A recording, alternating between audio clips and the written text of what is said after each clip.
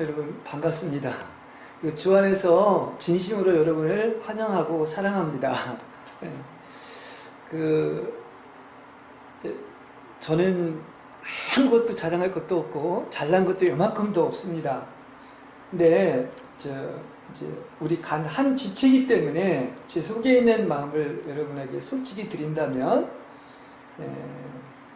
저는 이 천년왕국에 들어가는 비결이 무엇인지를 하나님이 알려주셨습니다.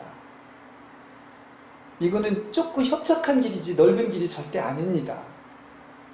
그래서 이 천국의 비밀이 열리고 이것을 이렇게 알아야지만이 우리는 천년왕국에 거룩한 세마포를 입고 들어가게 되어 있는데 이게 많은 수의 무리가 아니라 적은 무리예요.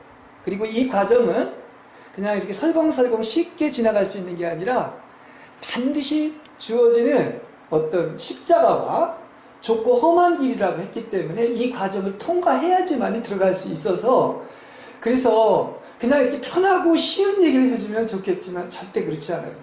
제가 분명히 단서를 달았어요. 여러분한테 저는 아무것도 자랑할 게 없고 또 정말 가진 것도 하나도 없습니다. 그러나 분명한 사실은 우리가 어떻게 하면 천년왕국에 들어갈 수 있는 이 비결을 하나님이 알려주셨고 천국의 비밀을 알려주셨기 때문에 정말 이 길이 아무리 힘들고 어려운 길이라 할지라도 정말 우리는 끝까지 인내하고 이 길을 가셔서 정말 우리 모두 정말 천년왕국에 들어가는 순결한 여러분들이 되시길 바랍니다. 이거 제 속에 있는 솔직한 마음을 여러분한테 얘기해 드린 거예요. 목사님, 다른 사람도 다 알지, 그런 뜻은 아니에요. 그게 아닙니다. 이것은 이제 시간이 흘러가면서도 알 수가 있는 것처럼 왜 복음이 그래야 되는가? 다 똑같은 복음이지 아니죠. 그건 아닌 거예요. 그래서 이것은 하나님의 긍휼이 임해서 이렇게 차차로 하나님께서 알려주실 줄로 믿습니다. 그러니까 제가 절대로 거짓말하는 건 아니기 때문에 여러분 믿어주시면 고맙겠습니다. 자, 오늘은 그 시편 133편이 참 짧죠. 근데 거기에도 참 은혜가 됩니다. 그리고 계속 이 설교를 보면 얼마나 주님 안에서 이 몸의 생활이 중요한가, 이 사랑이 중요한가를 계속 반복하면서 성경이 가장 많이 얘기하는 것 중에 하나가 바로 뭡니까? 하나님 사랑, 이웃 간의 형제 간의 사랑, 이것을 얘기하는, 오늘도 그 본문을 얘기하고 있어요. 그래서 제가 제목을 하나님이 안식할 교회라는 제목을 가지고 여러분과 함께 은혜를 나누겠습니다. 제가 이 제목을 정한 이유는 그러면 다 두세 사람이 모인 곳이 교회라고 했는데, 그러나 이 제목 속에서 우리가 알 수 있는 것은 하나님이 정말 기뻐하고 쉬고 안식할 교회가 많지 않다는 거예요. 그래서 성경에 이걸 얘기하고 있기 때문에, 그래서 우리는 어떻다? 비록 적은 수지만 진짜 하나님이 안식할 교회가 돼야 돼요. 다윗도 그 얘기를 했거든요. 하나님이 안식하자면 절대로 내가 안식할 수 없다, 이렇게 얘기를 했는데, 그게 바로 시편 122편에 나오는, 그걸 이제 오늘 설교할 건 아니지만 133편이 바로 그런 모습을 우리에게 그려주고 있기 때문인 것입니다. 자, 우리 믿는 사람들은 어떤 사람들인가? 이 하나님의 성품을 나누어 받은 사람이에요. 다시 말하면 우리가 왜 이게 귀한 존재냐고 하면 하나님의 본성이 우리 안에 들어와 있는 사람들이기 때문에, 그래서 정말 예수를 제대로 믿으면 바로 여러분을 보는 것은 누굴 보는 것이다? 하나님을 보게 돼야 이게 정상인 거예요. 왜냐? 여러분 안에 하나님의 성품인 그 거룩한 본성이 여러분 안에 있기 때문에 사람으로 보여서는 안 돼요. 여러분이 누굴로 보여야 된다? 하나님을 여러분 속에서 보여요. 여러분 속에서 하나님이 표현되고 나타나야 되는 것입니다. 그래서 이 사람을 뭐라고 그러냐면 성경은 헌 사람이 아니라 새 사람이라고 그래요. 새 사람이라고 그러는 거예요. 그러면 내가 과연 새 사람이 됐는가? 이것을 여러분 스스로 체험을 해야 됩니다. 옛날하고 내가 이렇게 달라질 수가 있는가? 이걸 날마다 느껴야 돼요. 그죠? 이게 천지개벽하는 거예요, 여러분 안에서. 어제의 내가 다르고 10년 전의 내가 다르고, 도대체 옛날은 상상도 할 수 없고 나는 변화돼서 이 새 사람이 됐다는 이 감정이 여러분을 통해서 나와야 되는 것입니다. 여러분, 우스갯 얘기로 사람이 변하면 뭐 죽을 때가 가까웠다 그러는데, 이게요, 정말 예전에 내가 만나 할 정도로 이 새 사람이 되어서 이 그리스도의 향기가 나는 사람이 된다고 한다면 이건 어디 가도 복이 되는 거예요. 가정도 복이 되고 교회도 복이 되는 것을 알 수가 있습니다. 자, 우리가 왜 이렇게 정말 이렇게 어렵고 힘들고 또 넘어지고 할까요? 이 중요한 이유는 딴 거 없어요. 쉽게 얘기한다고 하면 옛사람이 사는 거예요. 옛사람, 새사람이 사는 게 아닙니다. 그러니까 신앙생활을 해도 내 마음대로 내 뜻대로 살기 때문에 그런 것을 알 수가 있습니다. 넘어지는 이유가 간단한 것을 알 수가 있어요. 변화되지 않는 이유가 바로 옛사람이 살기 때문인 것입니다. 쉬운 얘기로 가정도 마찬가지예요. 요즘 조론, 황혼 이혼이 많다고 얘기를 하고 있는데, 부부가 정말 상대방을 배려하지 않고 자기 고집대로만 한다고 하면 앞에 그냥 큰 말할 수 없는 장벽이 가로막혀 있는 걸 볼 수 있습니다. 이게 우리 인간관계에서 나타나는 거 아니겠습니까? 실제로, 그죠? 부정을 이길 정도로 여기는 거죠. 그럼 어떻게 되는가? 한 가정에서 살아도 바로 원수처럼 부부가 살게 된다는 말이에요. 이건 비극이죠. 이게 인간관계예요. 그렇지 않습니까?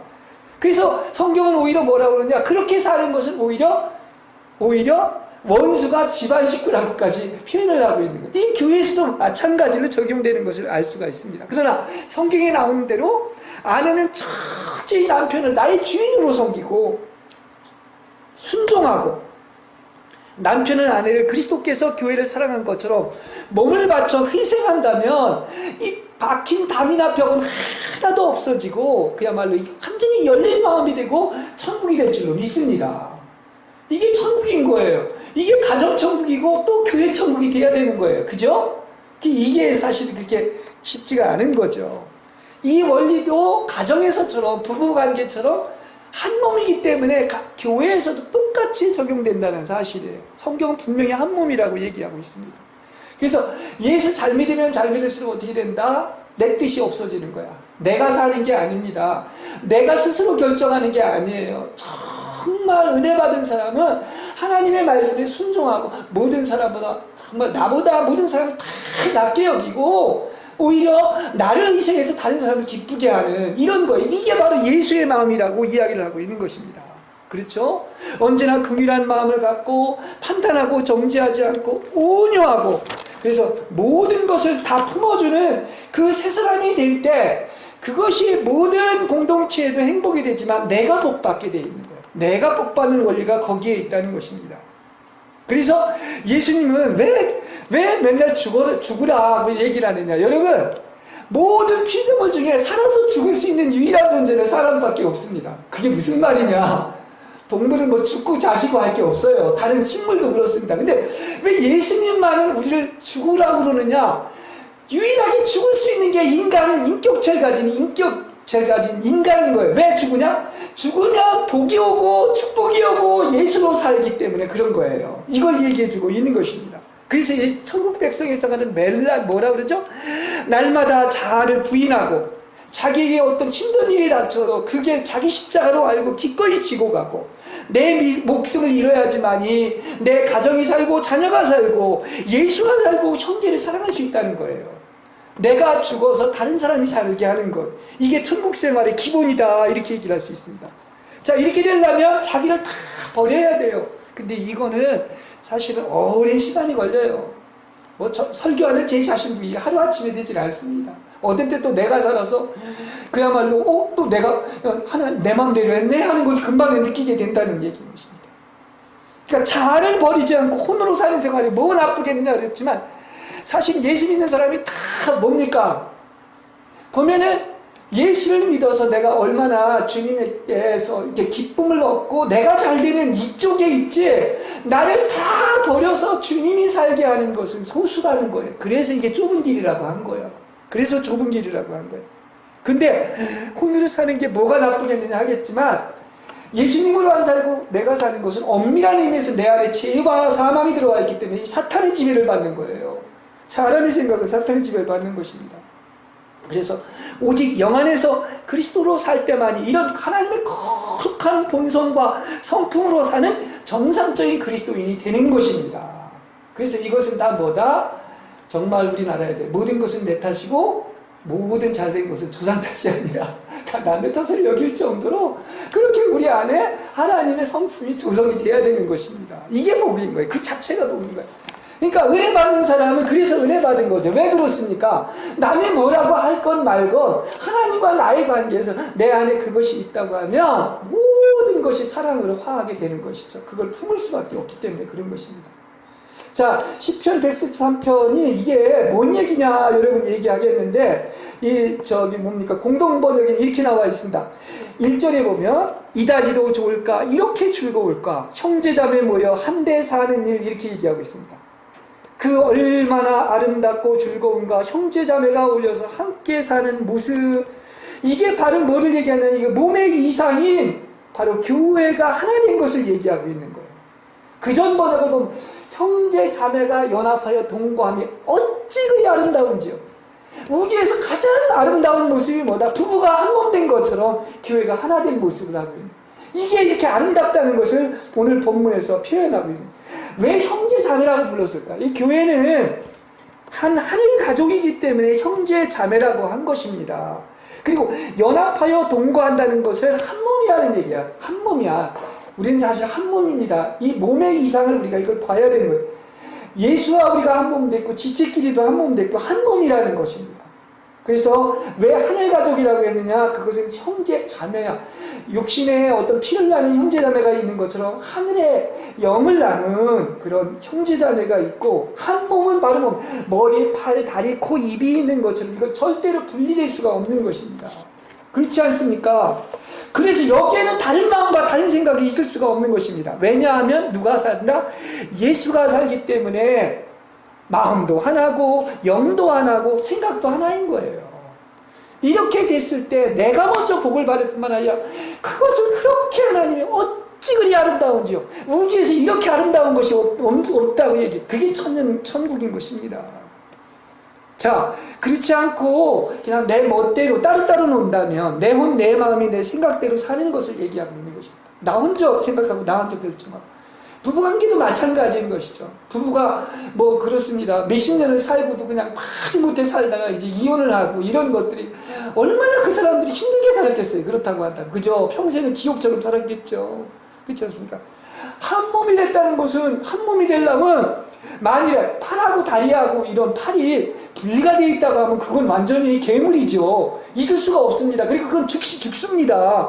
한 몸이 됐다는 것은 피가 통하고 생명이 통하고 영이 통하고 마음이 통하고 생각인 혼도 하나이고 그렇게 되는 거예요. 절대 분리될 수가 없는 것입니다. 그렇죠? 분리가 될 수가 없는 거예요.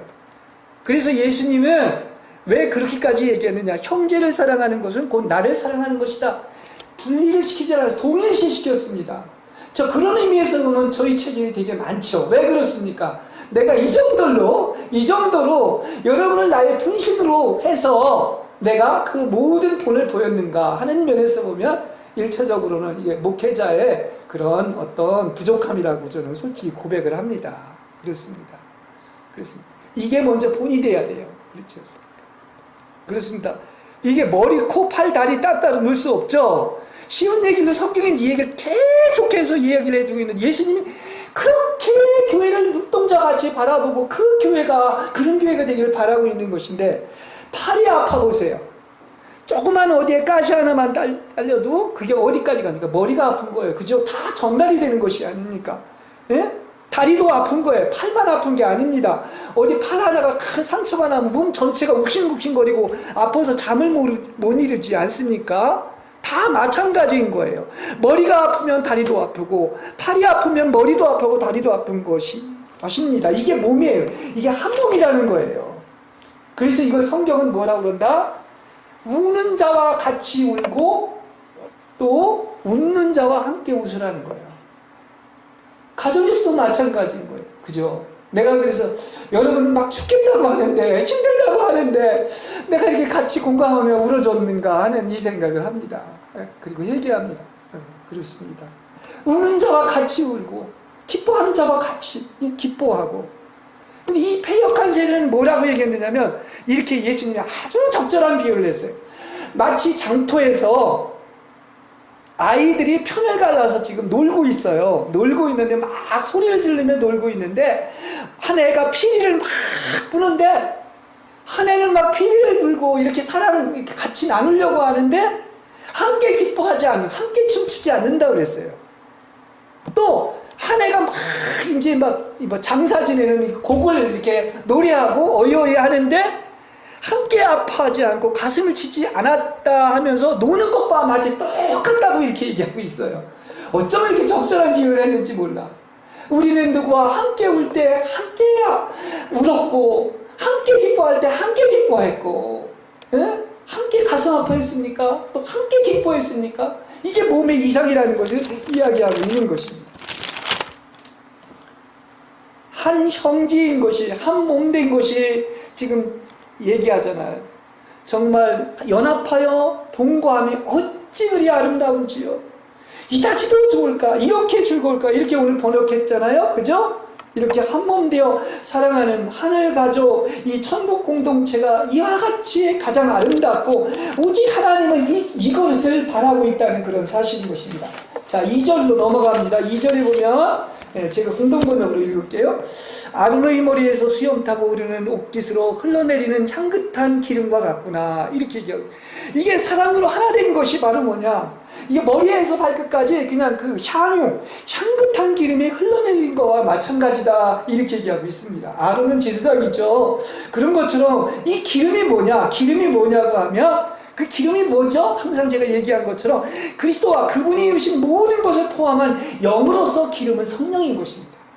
기름이 머리부터 발끝까지 완전히 적셔서 이 기름 비움이 있을 때의 그 행복함, 이거를 이야기해주고 있는 거예요. 그렇습니다.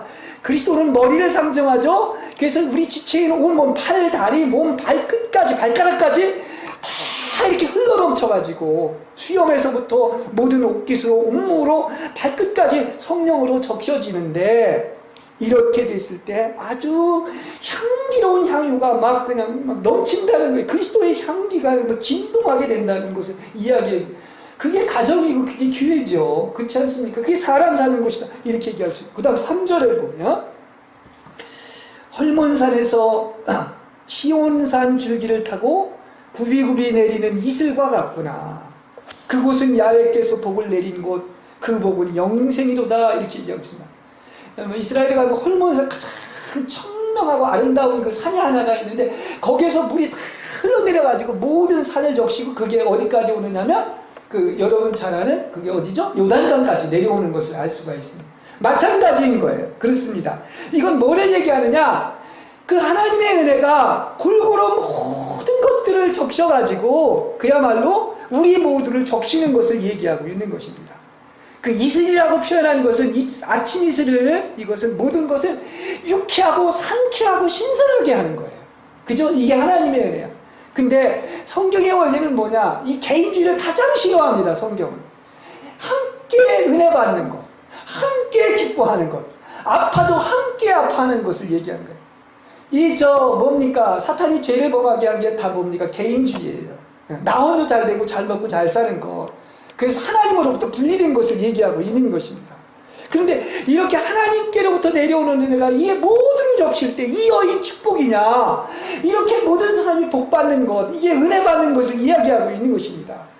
이렇게 되어야 여호와께서 여러분들에게 복을 명하시고 모두가 불멸불사의 하나님과 같은 존재로 영생을 얻게 된다는 거예요. 이게 성경의 내용은 다 이게 몸의 어떤 이상을 이야기하고 있는 것입니다. 그러니까 여기에는 뭐만 있겠어요? 오직 그분의 사랑, 그분의 기름 부음, 은혜 말고 다른 것이 존재하는 것이 아닙니다. 우리는 이게 아닌 것들을 가지고 수십 년 신앙생활하고 지금도 마찬가지인 거예요. 우리는 이 면에서 회개해야 되고 반성해야 될 게 너무 많습니다. 아직도 천연적인 것, 죽지 않은 것들이 많기 때문에 대부분의 많은 사람들이 신앙생활이 어린아이와 같은 거예요. 자랑할 거 하나 없어요. 큰 교회 다닌다고. 그렇지 않습니까? 개인주의, 이기심, 자아, 판단, 정죄, 세상, 육체, 마귀, 옛사람, 이런 것들은 다 사라져야 돼요. 왜냐? 이런 것들은 근원이 사실은 그렇게 나쁘겠느냐 생각하겠지만 어디서부터 온 거야? 하나님으로부터 온 게 아니라 아비마귀로부터 온 거예요. 그리고 그것은 더 심하게 얘기하면 사탄의 지배를 받고 살고 있는 거예요. 내가 사는 게 사탄을 지배하면 아니 그게 무슨 말입니까? 이렇게 얘기하는데 금방 뭡니까? 베드로가 주는 그리스도의 살아계신 하나님의 아들이라니까 이거 하나님이 너한테 계시했다. 근데 사람의 일에 신경을 써가지고 절대 십자가에 죽으면 안 된다니까 사탄아 물어가. 사람의 일에 신경 쓰고 사람의 생각을 하는 것 그게 바로 사탄이라고까지 얘기를 하고 있는 것입니다. 그래서 하나님 사랑과 형제 사랑, 그래서 하늘 가족의 천국 공동체가 이루어지는 것이 바로 뭡니까? 하나님이 바라는 최고의 꿈이고 갈망인 것일 뿐만 아니라 우리의 꿈이고 갈망인 것을 알 수가 있는 것입니다. 하나님은요, 오늘 마지막 여기서 기도를 하지 않습니까? 17장에서 기도를 하는데 거기서도 얘기하는 최고의 마지막 유언이 겟세마네 동산의 기도거든요. 이 마태복음 요한복음 17장의 얘기가 거기에서도 여러분이 시험 들지 말고 악에서 도전케 해달라고 하면서 뭐라고 얘기를 하느냐. 제일 마지막 유언처럼 한 기도가 결국 사랑 안에서 하나 되게 해달라는 거예요. 내가 저희 안에 아버지께서 내 안에 계시고 또 나아가서 또 우리가 그리스도 안에 있어서 저희로 온전함을 이루어 하나 되게 해달라고 마지막 기도를 한 거예요. 이게 유언의 기도야. 유언의 기도예요. 영어로 보면 be perfected into one이라고 그랬어요. 완전히 하나 되게 해달라. 한 몸 되게 해달라. 그죠? 형제자매가 연합하여 동거함이 그런 뜻인지. 이게 바로 하나님이 바라는 이게 하나님이 얼마나 기뻐하는 하나님의 뜻이며 마지막 경륜인 거예요. 아까 제가 그랬어요. 시편 133편이 이렇게 한몸됨을 얘기하는데 바로 앞에서 이 하나님의 마음에 합한 다윗을 보면 알 수가 있어요. 다윗이 제일 평생에 바랬던 소원이 뭐죠? 그게 뭐예요? 성전 건축이에요. 성전. 근데 성전 건축은 우리한테 지금 얘기하지만 그게 뭡니까? 그리스도를 머리로 해서 우리와 지체들이 완전히 한 몸 되는 것입니다.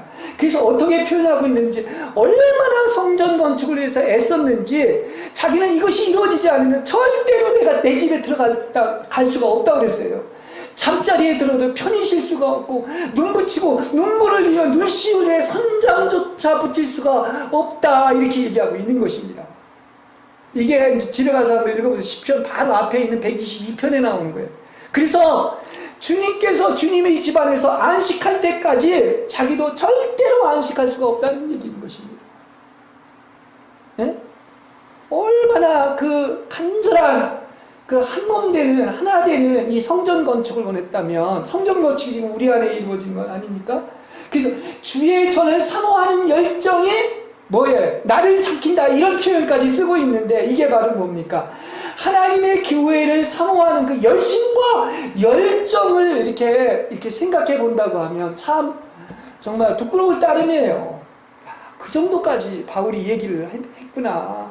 그리고 그것은 하나님의 꿈이고, 그러니까 하나님이 정말 안식하는 그런 교회에 그게 되지 않는 한 나는 눈물을 흘리면서 절대 잠을 붙일 수가 없다. 이렇게까지 표현을 하고 있지 않습니까?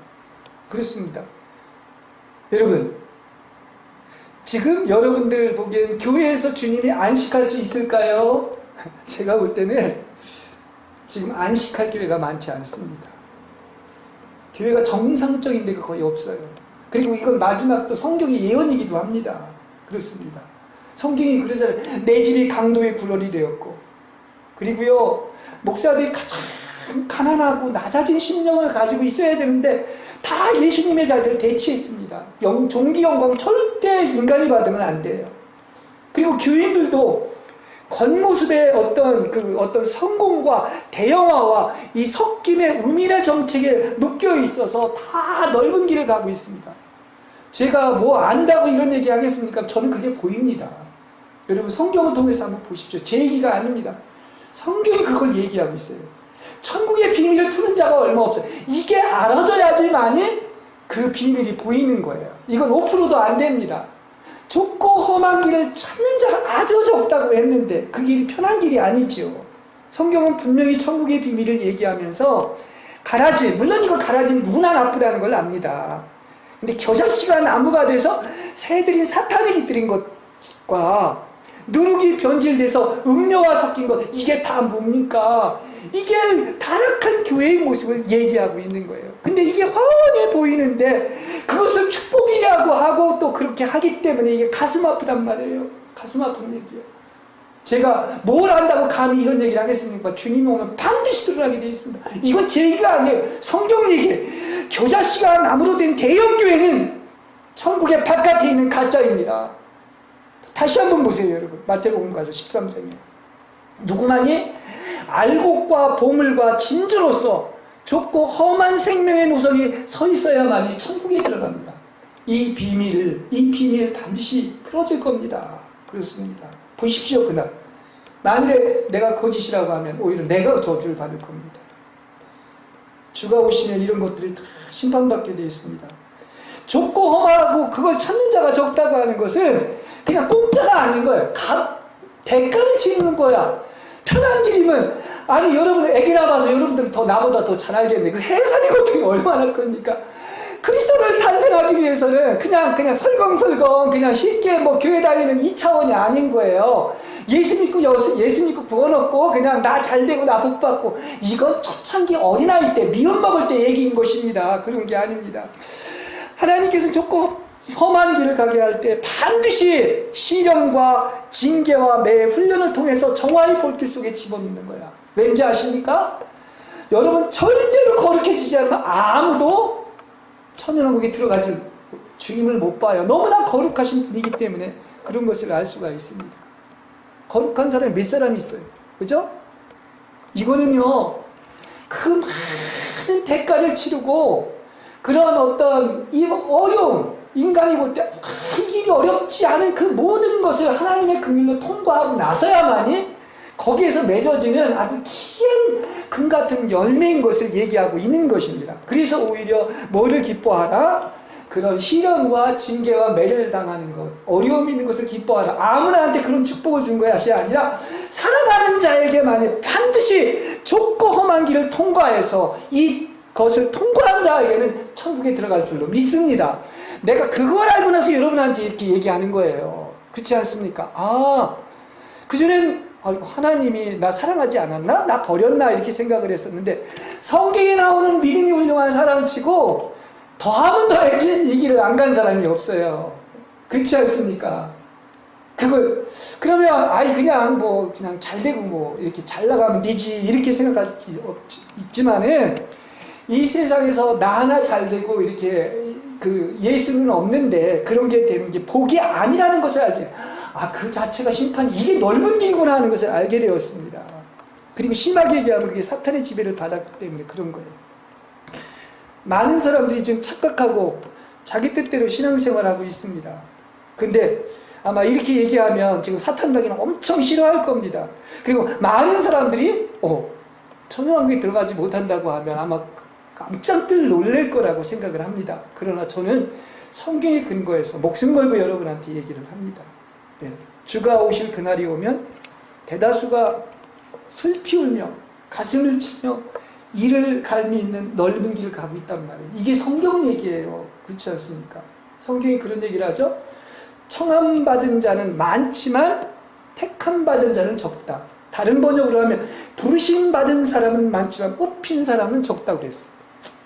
이것도 얘기를 안 하고 싶었지만, 옛날에 제가 처음에 전도사로서 천안교회에 있을 때 귀신을 쫓아낸 적이 있었습니다. 그리고 이 학생이 예언을 하기 시작하는데, 길거리에 돌아다니는데 너무나 예수 믿는 사람이 많지 않은 거예요. 예수 믿어도 제대로 안 믿는 사람이 많은 거야. 그러면서 바로 이 얘기를 하더라고. 청함을 받은 사람은 많지만 택함 받은 사람이 적다. 제가 깜짝 놀랐어요. 중학교 3학년 애가 뭘 알아서 이 얘기를 하는가. 이거 싫어해요? 제가 만들어 하는 얘기가 아닙니다. 우리는 그냥 예수 믿고 교회 나오는 걸로 끝나는 게 아닙니다. 지금은 어떤 시대냐? 급박합니다. 주님이 오실 때가 됐습니다. 거룩하고 성화되지 않으면 아무도 주님을 뵙고 천연왕국에 들어갈 수 없다니까요. 지금 이런 상태로 과연 몇 프로나 들어가겠습니까? 우린 이중 선택을 받아야 돼요. 부르심을 받은 거로만 끝난 것이 아니라 여러분 그 중에서도 선택받은 여러분이 되시기를 바랍니다. 반드시 이 진리가 해방될 날이 올 것입니다. 그래서 이 복음은 쉬운 길이 아니라는 거예요. 그리고 이게 받아들이지 않으면 나 시험 듭니다. 그리고 교회를 떠납니다. 이게 이런 복음인 거예요. 내가 전하는 이 복음은 결코 쉬운 길이 아니고 좋고 험한 길이라 찾는 자가 적은 이 복음이고 이것을 반드시 통과해야지만이 42.195km 천루역정을 완주하고 거룩하고 순결한 신부가 되어야만이 천년왕국 혼인잔치에 들어갈 수가 있는 거예요. 이걸 하나님이 알려주셨기 때문에 목숨 내걸고 전할 수밖에 없어요. 아무리 사탄 마귀가 방해하고 흔든다 할지라도 요동치지 않습니다. 그렇습니다. 우리는 왜 이 얘기를 여러분한테 했느냐면 다른 게 중요한 게 여러분 이 세상에서 너무 힘들 거예요. 그죠? 근데 진짜 사랑하는 사람들 한번 성경을 다시 읽어보십시오. 너무 사랑하기 때문에 훈련이 오고 징계가 오고 연단이 오는 거야. 근데 그건 뭐 하려고 하는 거야? 흠잡지 없이 순결한 거룩한 신부로 만들기 위한 거예요. 그걸 알고 나서 얼마나 감사했는지 몰라요. 얼마나 감사했는지 몰라. 왜냐? 나 가진 거 하나 없어. 근데 놀랍게도 하나님께서 가장 부유한 예수를 갖게 했어요. 이 작은 많이 가지면 예수 많이 못 가져요. 이걸 알고 해서 이게 얼마나 고마운지. 그걸 몰랐을 때 되게 힘들었거든요. 차라리 그냥 죽어버릴까 별 생각도 다 해봤었지만 그게 아닙니다. 절대적인 성경의 근거에서 여러분한테 이 진리를 얘기하고 있는 것입니다. 그렇습니다.